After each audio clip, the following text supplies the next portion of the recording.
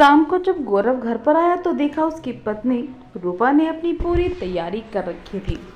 उसके पूरे कपड़े बैग में भरे हुए थे। तुम कहीं जा रही हो? हाँ, लेकिन कहाँ? अपने मायके, क्योंकि तुम्हारे पास मेरे लिए एक भी पैसा नहीं है। तुम्हारे पास सबके लिए सब कुछ है, लेकिन मेरे लिए तुम्हारे पास एक फूटी कौड़ी नहीं है। वीडियो में आगे क्या हुआ जानने से पहले चैनल को सब्सक्राइब करें, और अगर आपको वीडियो पसंद आती है तो वीडियो को लाइक शेयर करना ना भूलें। रूपा और गौरव की शादी को अभी 1.5 महीना हुआ था, लेकिन इन 1.5 महीने में रूपा ने बहुत कुछ झेल लिया था। रूपा के ससुराल में उसके साथ चंद्रावती, ससुर राघव और छोटी ननद शालिनी थी। अगर उसके ससुराल में किसी की चलती थी तो वो उसके सास और उसकी ननद की। राघव तो अपनी पत्नी के सामने मुंह भी नहीं खोलते थे, हमेशा चुप रहते थे और दिन भर अपने काम कमरे में रहते और कभी कभी बाहर टहलने चले जाते थे। वहीं चंद्रवती को अपने पति का कोई ध्यान नहीं था। उन्हें तो बस रोज रोज अपनी बेटी और सहेलियों के साथ शॉपिंग पर जाना, अपने बेटे के पैसे उड़ाना, किटी पार्टी करना, यही सब कुछ पसंद था। बेटा, मुझे 10,000 देना। तुम्हारी छोटी बहन के पास पहनने के लिए कपड़े नहीं बचे। हाँ भैया, और इस बार पूरे पैसे देना। आपकी पत्नी आ गई है, इसका मतलब ये नहीं कि आप मुझे और मम्मी को भूल जाओ। ऐसा क्यों बोल रही हो छोटी तुम? और मम्मी मेरे लिए मेरा सब कुछ होकर, कहकर गौरव ने 10,000 निकाल कर अपनी मम्मी को दे दिए। रूपा वहीं खड़ी ये सब सुन रही थी। उसे काफ़ी ज़्यादा बुरा लगा, लेकिन उसने कुछ नहीं कहा। गौरव अपने ऑफिस के लिए निकल गया तो उसके साथ चंद्रवती उसे ऑर्डर देते हुए बोली, आज घर में मेरी कुछ सहेलियाँ आने वाली हैं, तो नाश्ता और खाना अच्छा बनाना है। लेकिन सब्जियाँ तो नहीं बची। एक काम तुझे ढंग का नहीं आता? अब खड़े खड़े मेरा मुंह क्या देख रही है? बाजार से जाकर सब्जी लेकर आ। लेकिन आप और नन्ही जी तो शॉपिंग करने जा रहे हो, तो वहाँ से तो इस घर की बहू है, चुपचाप जाकर बाजार से सब्जियां लेकर आ। और हाँ, पहले नाश्ते में कचौड़ी, समोसे, ढोकला, आलू टिक्की, पनीर पकोड़े, मूंग दाल चीला और मठरी। फिर खाने में शाही पनीर, मटर पनीर, पालक पनीर, दम आलू, कढ़ी पकौड़ी, मिक्स वेज, चना मसाला, कोफ्ता, करी, जीरा आलू, फ्राइड राइस, वेज पुलाव, मिसी रोटी और नान और तंदूर रोटी, साथ में दही भल्ला, खीर, गुलाब जामुन और फलूदा भी चाहिए, समझी? और सब कुछ एकदम बढ़िया होना चाहिए, वरना मेरी सहेलियाँ ताना देंगी। रूपा आवाक खड़ी रह गई। इतना सब अकेले बनाना? वो सोच ही रही थी कि चंद्रवती फिर से बोली, और हाँ, सब्जियाँ ताजी होनी चाहिए। घिसी पिटी चीज़ें लेकर आई ना तो देख लेना। लेकिन मम्मी जी पैसे? चंद्रवती तुरंत अपने पैसों को छुपाते बोली, जाकर राघव से मांग। मेरे पैसों को नजर लगाया तो सोच लेना।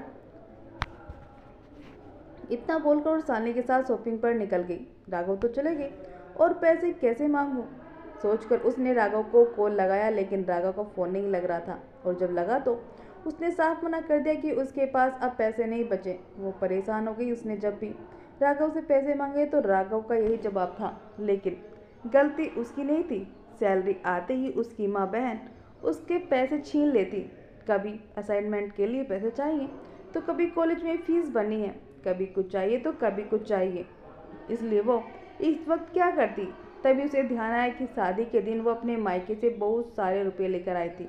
उसने अपनी पर्स उठाई और बाजार के लिए निकल गई, और कुछ घंटों बाद वापस आई। उसके हाथों में बड़े बड़े झोले थे, जिन्हें पकड़कर उसकी हालत खराब हो रही थी।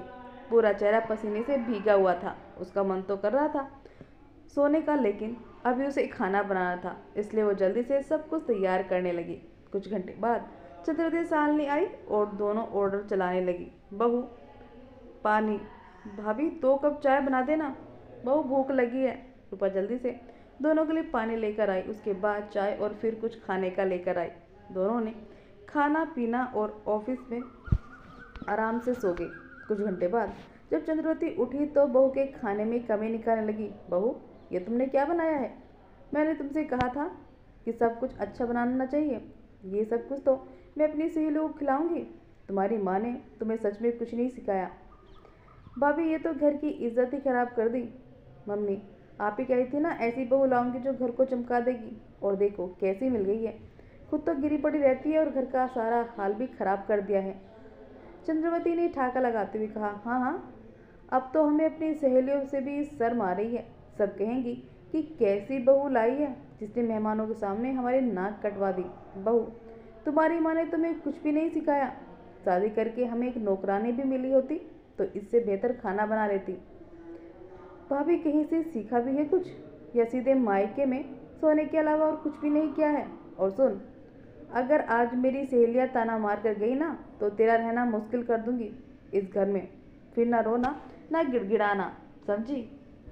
बस माँ जी। अचानक ही रूपा बोल पड़ी।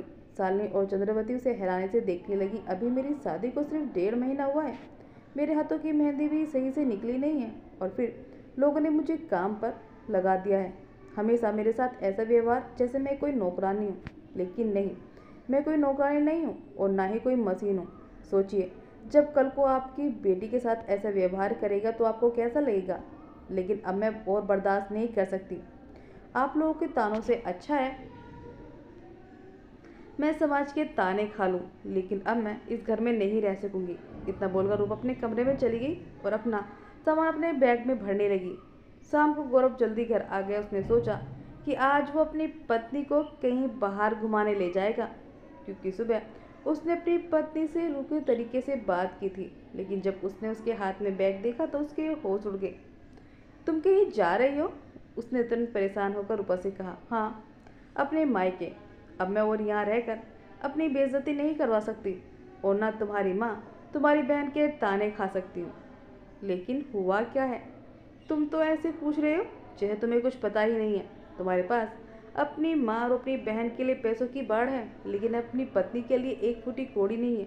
मैं शादी करके यहाँ आई थी, तुमने मुझे खरीदा नहीं था और ना मैं इस घर की नौकरानी हूँ, लेकिन मेरे साथ हमेशा नौकरानी की तरह व्यवहार हुआ है। इन 1.5 महीने में रूपा के साथ जो कुछ भी हुआ उसने सब कुछ गौरव को बता दिया। रूपा की बातें सुनकर गौरव के होश उठ गए। तुम्हारे साथ इतना सब कुछ हुआ तो तुमने मुझे बताया क्यों नहीं? क्यों?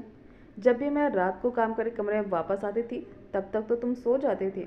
सुबह भी तुमसे बात करने का वक्त नहीं मिलता था। दिन भर के काम मुझे सुकून का एक पल नसीब नहीं हुआ, इसलिए मैंने सोच लिया मैं यहाँ से चली जाऊँगी। तुमने ऐसा सोच भी कैसे लिया? गौरव ने तुरंत रूपा का हाथ पकड़ते हुए कहा। तुम्हारे साथ जो कुछ भी हुआ बहुत गलत हुआ, लेकिन अब नहीं।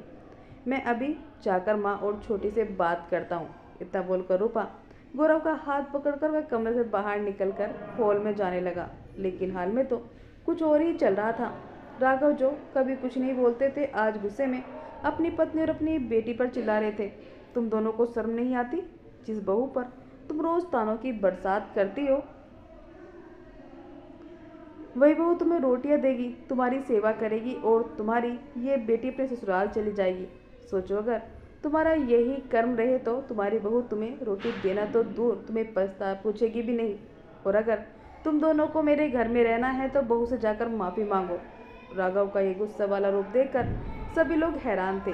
चंद्रवती शालिनी जल्दी से रूपा के पास आई और उससे माफ़ी मांगते हुए कहने लगी। गौरव रूपा से बोली, तुम्हें अपने मायके जाने की ज़रूरत नहीं है। हाँ बहू, ये घर तुम्हारा भी है और अगर तुम्हें इस घर में नहीं रहना तो शहर में जो मकान है उसमें तुम अपने पति के साथ चली जाओ।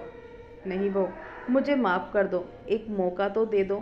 हाँ भाभी, हम लोग कभी भी आपके साथ ऐसा कुछ नहीं करेंगे। तो ठीक है, मैंने आप दोनों को माफ़ कर दिया, लेकिन अगर आप दोनों ने मेरा अपमान किया तो मैं बर्दाश्त नहीं करूँगी। नहीं बहू, तुम क्या, हम भी बर्दाश्त नहीं करेंगे। छोटी, जाओ जाकर रूपा और मेरे लिए खाना लेकर आओ। शालिनी जल्दी से किचन में जाकर रूपा और गौरव के लिए खाना लेकर आई। आज दोनों ने पहली बार सुख चैन से खाना खाया और दोनों के होठों पर मुस्कुराहट आ गई।